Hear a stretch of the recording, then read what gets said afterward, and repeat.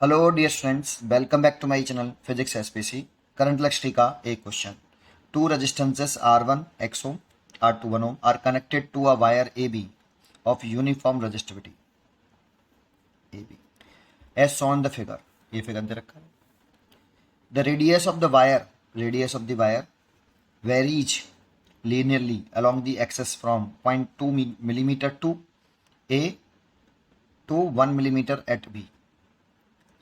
A galvanometer G connected to the center of wire 50 centimeter from each end. ये important है. 50 centimetre from each and.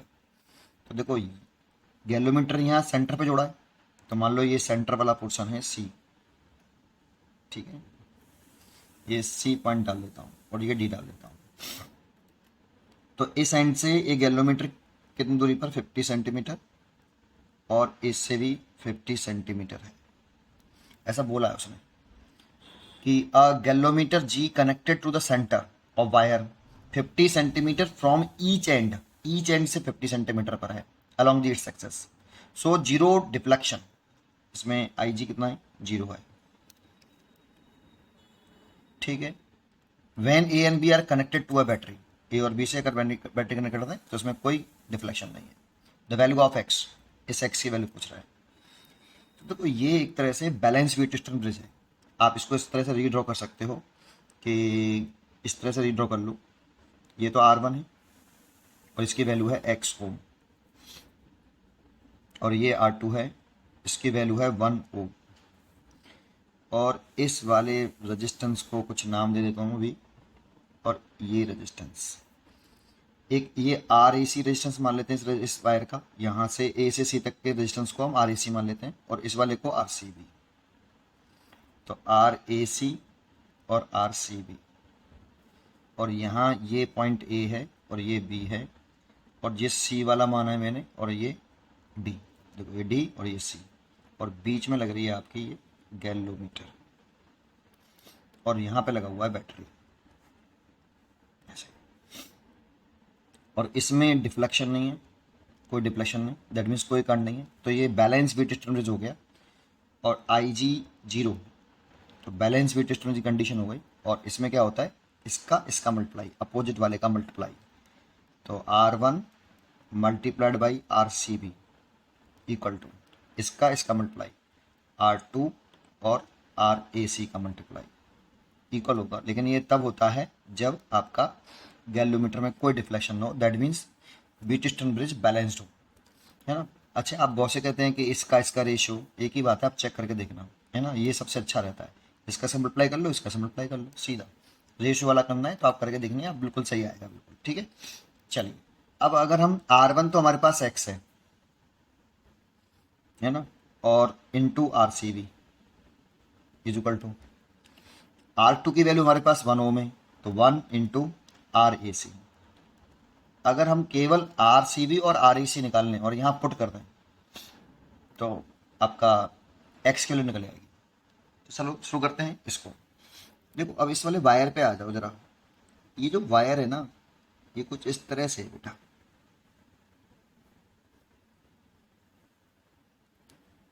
इस तरीके से कुछ वायर दे रखा है. इस एंड को A बोला है, इस एंड को B बोला है, और ये कनेक्टेड है एक बैटरी से ऐसे. और यहाँ पे हमने इसे मिड पॉइंट से ऐसे कट कर लिया है ऐसे. मान लो ये दो अलग अलग वायर हो गए, ये C है ना.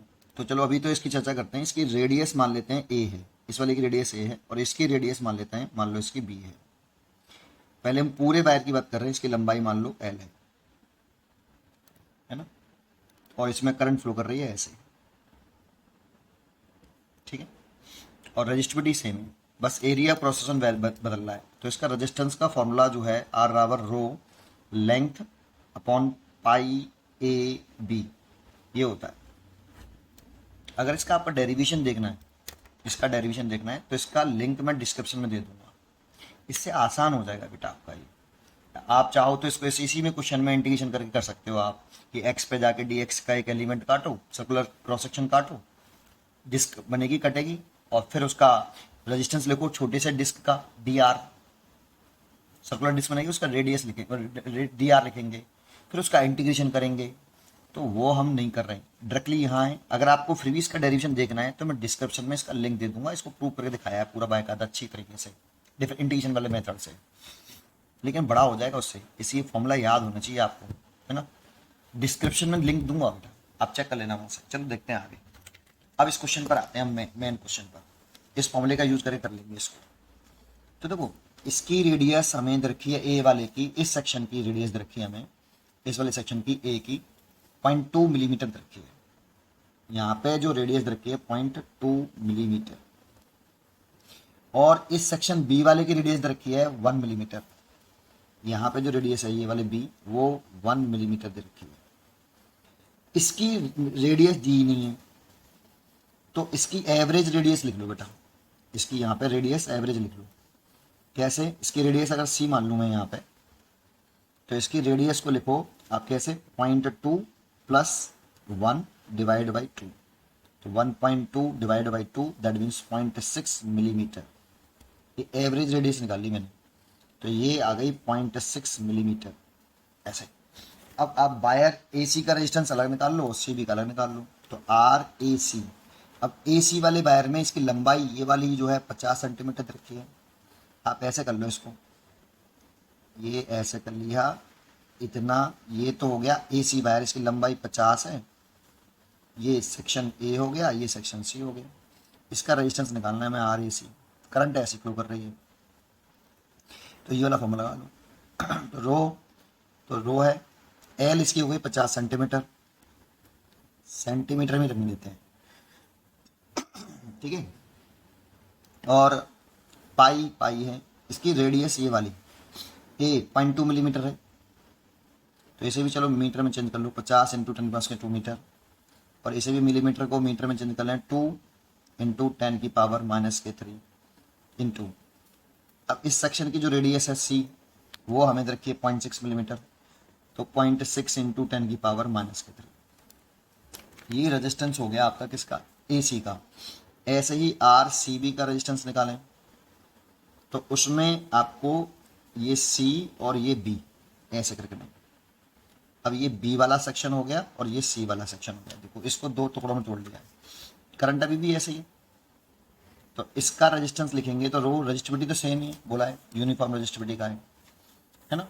तो रो लंबाई इस वाले वायर की जो है 50 सेंटीमीटर है, तो 50 इंटू 10⁻² ओवर, ये वाला फॉर्म लगा रहे हैं।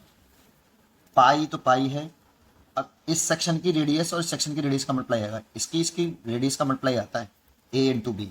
इसमें पूरे वायर के लिए लिखा था मैंने ये फॉर्मूला, है ना, जिसकी लंबाई मैंने L यूज़ करी थी ना, पूरा L लेंथ यूज़ करी मैंने, L इसके लिए लिखा था मैंने। अब मैं इन दोनों के लिए अलग अलग लिख रहा हूँ, तो कितना लिख सकता हूँ, इसके लिए 0.6, इसकी रेडियस 0.6 मिलीमीटर है, इसकी 10⁻³ और इसकी 1 मिलीमीटर है, तो 1 इंटू 10⁻³। अब वैल्यू ये वाली वैल्यू यहाँ पुट कर दो आप इसमें, इस वाली इक्वेशन 1 में, कुछ नहीं है, खत्म।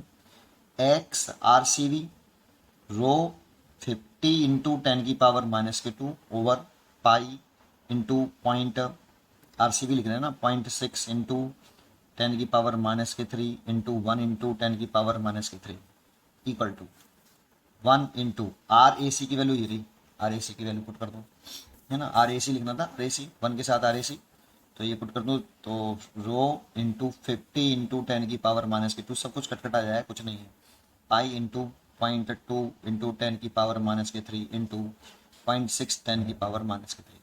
तो देखो ये तो पूरा कट गया यहाँ से, पाई से पाई कट गया, 0.6 वाला 0.6 वाला कट जाएगा, और 10⁻³ से दोनों 10⁻³ कट जाएंगे, तो यहाँ x बचेगा और यहाँ 1.2 बचेगा। इसको उठाएंगे ऊपर करेंगे, x बराबर 5, तो x की वैल्यू 5 आ गई, x की वैल्यू 5। उम्मीद करता हूँ कि आपको ये क्वेश्चन जरूर समझ में आएगा।